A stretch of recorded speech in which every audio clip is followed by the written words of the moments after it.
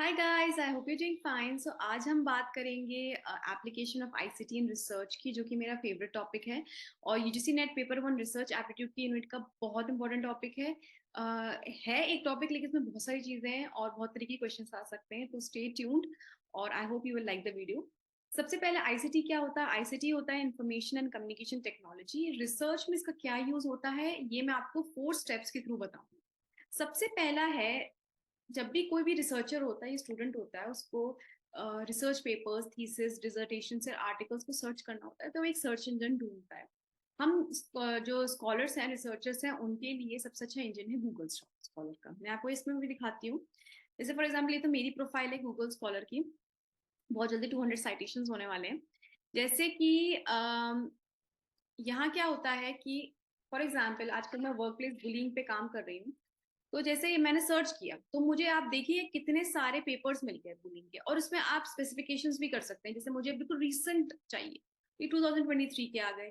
ठीक है, any time मैंने किया तो मेरे पास सबसे पुराना पेपर भी है 1999 का, जो कि सबसे ज्यादा साइट हुआ है, 776 साइटेशन है। तो ये बहुत अच्छा प्लेटफॉर्म है और फ्री ऑफ कॉस्ट है, और ज्यादातर आपको उसके यहाँ पे पेपर्स मिल जाएंगे। ठीक है, दूसरा है शोध गंगा। शोध गंगा जो है वो गवर्नमेंट का है, और शोध गंगोत्री भी है, वो डिजर्टेशन के लिए। तो जब आए क्वेश्चन की शोध गंगा किस लिए, तो थीसिस के लिए। शोध गंगोत्री जो रिसर्च प्रपोजल्स होते हैं, डिजर्टेशन होते हैं, उनके लिए होता है। तो जैसे शोध गंगा में आप ये देखो कि मैंने ये ओपन किया हुआ है। तो इसमें शोध गंगा में बहुत सारे जो यूनिवर्सिटीज होती हैं वो अपनी थीसिस सबमिट करती हैं।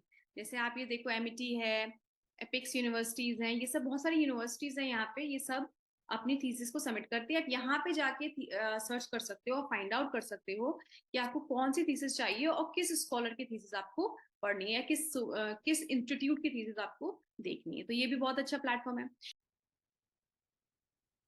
नेक्स्ट प्लेटफॉर्म है आपका स्कोपस का, और क्लैरिवेट का है, ये वेब ऑफ साइंस का है। इन दोनों से भी आप सर्च कर सकते हैं, बट आपको इन दोनों में यूनिवर्सिटी का एक्सेस चाहिए, पर्टिकुलरली स्कोपस में। जैसे यूनिवर्सिटीज में हम लोग जब थे एएमयू में, तो हमें बहुत अच्छे से अपनी लाइब्रेरी में मिल जाता था एक्सेस स्कोपस का। यूनिवर्सिटी प्रोवाइड करती है। ठीक है, तो यहाँ जैसे नहीं मिलता है तो थोड़ा मुश्किल होता है, क्योंकि कुछ पेपर्स डाउनलोड नहीं हो पाते हैं। तो इसलिए सबसे अच्छा जो बेस्ट माना जाता है वो गूगल स्कॉलर माना जाता है, और शोधगंधा। अच्छा, एक और प्लेटफॉर्म मैं आपको बताती हूँ, रिसर्च गेट का। रिसर्च गेट से भी आप फाइंड आउट कर सकते हैं। जैसे फॉर एग्जाम्पल, यहाँ पे मैंने ऑलरेडी सर्च करके रखा है, बुलिंग के बारे में मुझे फाइंड आउट करना है।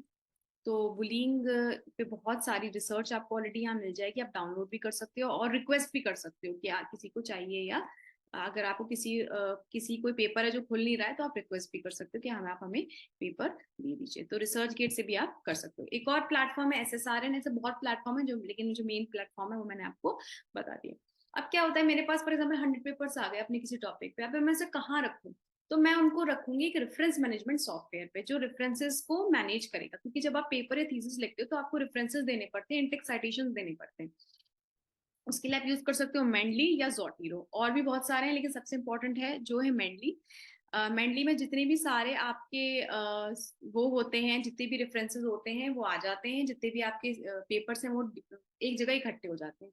तो अगर कोई भी पूछे कि मेंडली क्या है, तो आप उसमें बताओगे कि वो है रेफरेंस मैनेजमेंट सॉफ्टवेयर। वो आपके जितने भी रेफरेंसेस होते हैं पेपर्स, उनको मैनेज करता है। ठीक है, बहुत ज्यादा डिटेल में नहीं जाऊंगी, क्योंकि यूजीसी नेट का लेवल है, रिसर्च लेवल में मैं नहीं बता रही हूँ। रिसर्च लेवल पे आप चाहोगे तो उसकी भी वीडियो मैं बना दूंगी।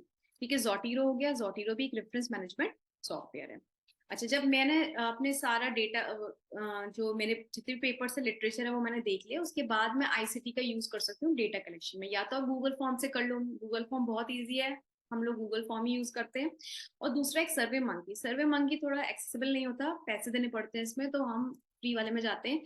गूगल फॉर्म से मैं हमेशा अपने डेटा कलेक्ट करती हूँ, और वो बहुत इजीली आप एक्सेल या फिर अपने कोई भी सॉफ्टवेयर पे ट्रांसफर कर सकते हो। फिर आईसीटी का और क्या यूज हो सकता है, जब मेरे पास डेटा आ गया तो मैं एनालाइज कर सकती हूँ। क्वांटिटेटिव डेटा से कर सकती हूँ या क्वालिटेटिव। तो क्वांटिटेटिव क्या होता है, जो आप अपना, जिससे आप क्वांटिफाई कर सकते हो, जिसे आप मेजर कर सकते हो। जैसे कि कुछ सॉफ्टवेयर से SPSS फुल फॉर्म पूछ लेंगे, लिख लीजिए, statistical package for social science. PLS Sam है। सैम क्या है? स्ट्रक्चर इक्वेशन मॉडलिंग है। एमओस क्या है? एनालिसिस ऑफ मूवमेंट स्ट्रक्चर है। आर स्टूडियो है। एक्सेल है। इससे आप अपना क्वांटिटेटिव डेटा एनालाइज कर सकते हो। क्वालिटेटिव डेटा क्या होता है? जैसे इंटरव्यू है, इंटरव्यू में मैंने किसी से क्वेश्चन पूछा कि आप इस जॉब से सेटिस्फाइड हैं, तो क्यों हैं? तो ये एक स्टेटमेंट फॉर्म में आ गया। स्टेटमेंट फॉर्म वाले एसपीएसएस वगैरह से नहीं होते हैं, उनको एनवीवो, एटलस, इन सब से करना पड़ता है। तो इस तरीके से आप अपने जितने भी applications of IT and research हैं वो प्रिपेयर कर। एप्लीकेशन ऑफ आईटी एक और चीज में हो सकता है, आप रेफरेंसिंग कर सकते हो। जैसे आपने मेंडली डाउनलोड किया, उसे आप अपने रेफरेंसेस अपने पेपर या थीसिस में दे सकते हो, बिब्लियोग्राफी दे सकते हो। उसके बाद आप प्लेगरिज्म भी चेक कर सकते हो। प्लेगरिज्म क्या होता है, क्वेश्चन आ जाता है। प्लेगरिज्म वो होता है जहाँ पे फॉर एग्जाम्पल कोई भी कंटेंट है वो आपने कहीं से उठाया है, उसको पैराफ्रेज नहीं किया, आपने वर्ड्स में नहीं किया, और जिससे उठाया है उसको आपने साइड भी नहीं किया, उसको क्रेडिट भी नहीं दिया। तो इसका बहुत ज्यादा, ये बहुत बड़ा क्राइम माना जाता है अकॉर्डिंग टू पोप गाइडलाइंस जो प्लेगरिज्म की है। एथिक्स है, आपका रिसर्च एथिक्स से रिलेटेड है। इसमें बहुत सारे प्रॉब्लम्स भी आती हैं कभी कभी। तो आप जैसे कि कुछ सॉफ्टवेयर्स हैं, टर्निटिन और उरकुंड है, इनसे आप फाइंड आउट कर सकते हो कि कितना किसने कितना ज्यादा प्लेजरिज्म कर रखा है। प्लेजरिज्म मतलब एक टाइप का कॉपी है, ठीक है।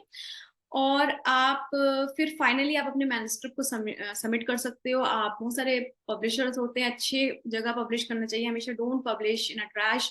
आई always say that never publish your paper in a trash. Sage, Emerald, Springer, Elsevier में और बहुत अच्छे अच्छे पब्लिशर्स हैं, वहां पब्लिश करिए। यूजीसी अप्रूव्ड में पब्लिश करिए, क्योंकि जहाँ पे आप अपने पेपर्स को पब्लिश करने के पैसे देते हैं, सो वो ज्यादा अच्छा नहीं है, क्योंकि आपका खुद का काम है, आप दूसरों को आपको पैसे देने चाहिए, आप क्यों दे रहे हैं।